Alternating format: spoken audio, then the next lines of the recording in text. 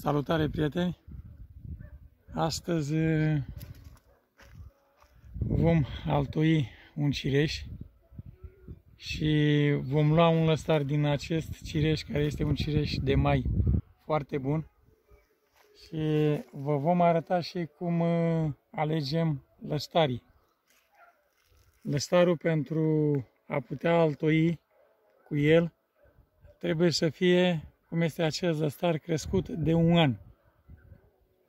Nu sunt buni acești lăstari care sunt, vedeți că au muguri pentru rod, și aceștia nu prea mai sunt buni de altuit. În schimb, ăștia care sunt de 1 an sunt foarte buni și se prind cam 100%. Ne vom alege lăstarii și vom merge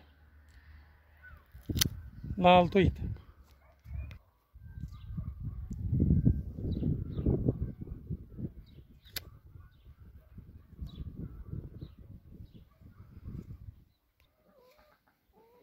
După ce ne alesărăm altoii, aici avem și portaltoiul, avem un cireș care l-am scos în toamna trecută din câmp, un cireș sălbatic, pe care îl vom altoi acum.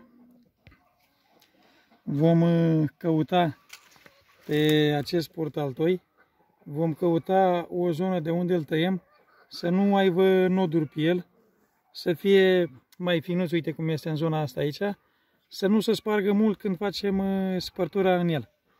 Ne apucăm de treabă.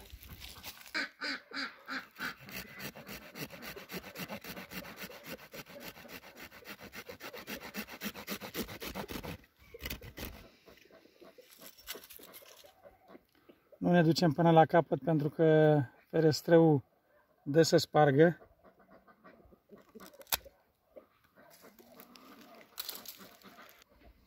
Îl curățăm de coaja lemnului care rămâne deasupra, să nu fie coaja spartă.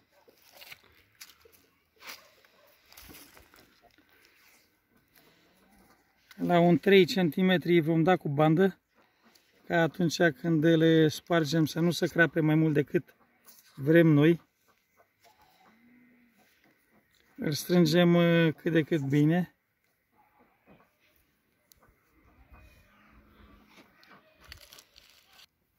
Îi vom face o spartură chiar pe jumate. Ne arătăm stânga și dreapta să fie bine.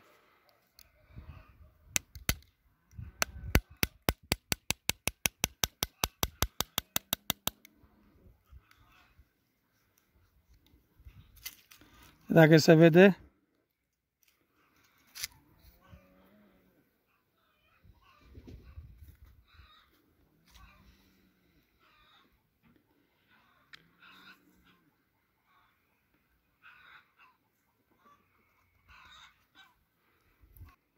se vede coaja că nu se sparse decât așa cum vrem noi să sparsă drept.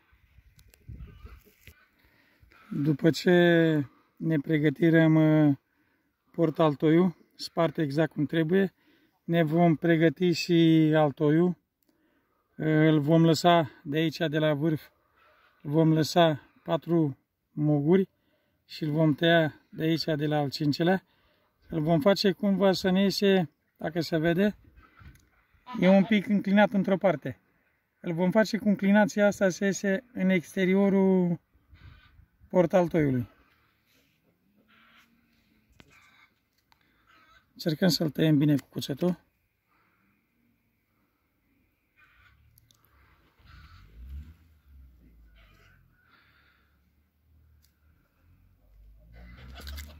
Uitați cum se vede. Într-o parte ia cuțet, pe 2 părți tăiat bine și în spate coaja pe el.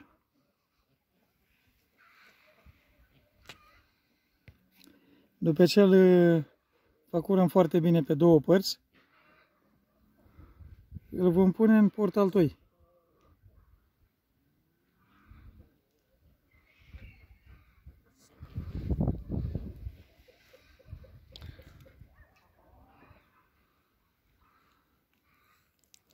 când ajungem să-l punem în portaltoi, trebuie să ne uităm foarte bine la el. Uite cum este acesta. Se vede doar o singură coajă. Nici coaja altoiului nu se vede măi în afară și nici coaja portaltoiului nu se vede măi în afară. Deci exact coajă pe coajă trebuie să fie așa fin, să nu se simtă la mână când dai cu degetul peste el. Acum vom pregăti și al doilea lăstar de altoi.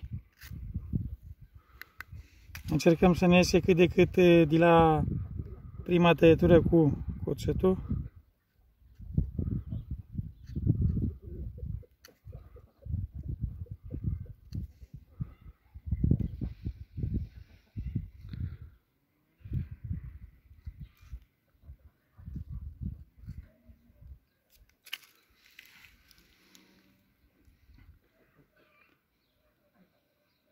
Se face pe două părți foarte bine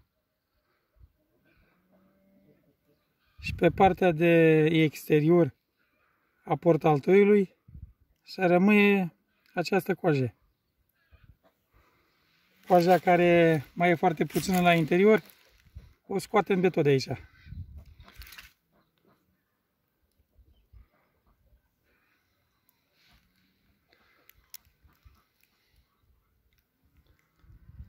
Noi folosim o pilă de drujbă, o avuserăm la îndemână, ne apucăm de treabă și ne ajutăm de ne-a face spărtura mai mare, după ce o spargem cu cuțitul. Uitați-vă și în partea asta e și la fel, foarte frumos, nu se vede decât o singură coajă. Noi pentru acești altoi nu folosim masticuri sau soluție cumpărată. Zilele trecute a plouat noi și pământul este foarte ud. Atunci când e pământul uscat, ne moiem noi niște pământ într-un vas și punem pământ. Pământul e cea mai bună soluție la acești pomi.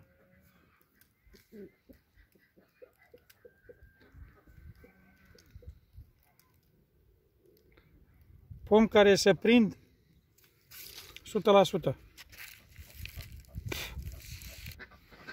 Acum îl vom izola cu bandă și banda asta trebuie să o strângem foarte bine. Adică să nu intre aerul între bandă și coaja lemnului.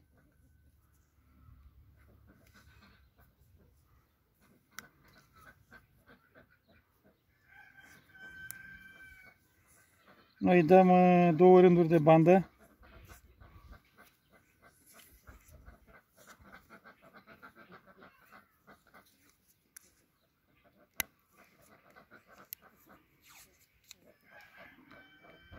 Între ei tot așa trebuie să ținem cont să lipim bine banda. Vedeți? O bandă o punem pe un lăstar.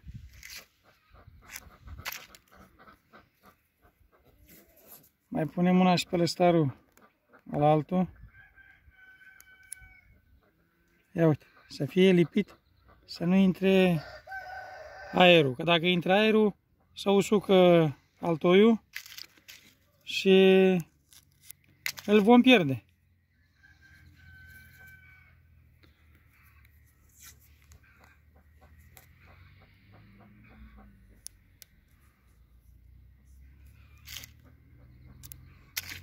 După ce se prinde, și pe vară sau mai spre toamnă încolo, începem și mai dăm jos din această bandă, pentru că începe să se umfle.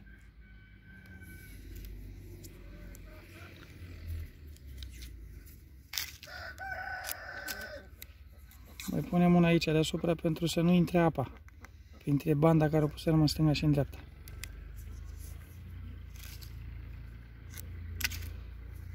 Cam asta este cu altoiul și Vom merge să vă arătăm un cireș altoit acum 2 ani.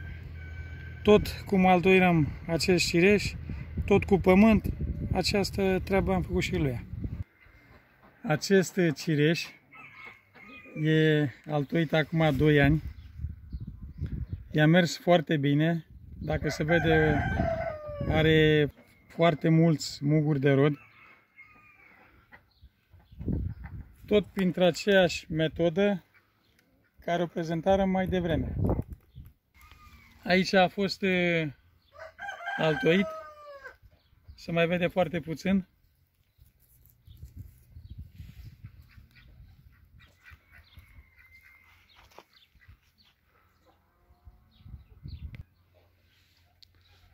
Vă mulțumim frumos pentru că ne urmăriți.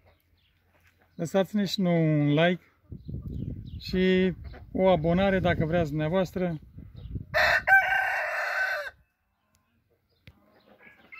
O zi frumoasă să aveți!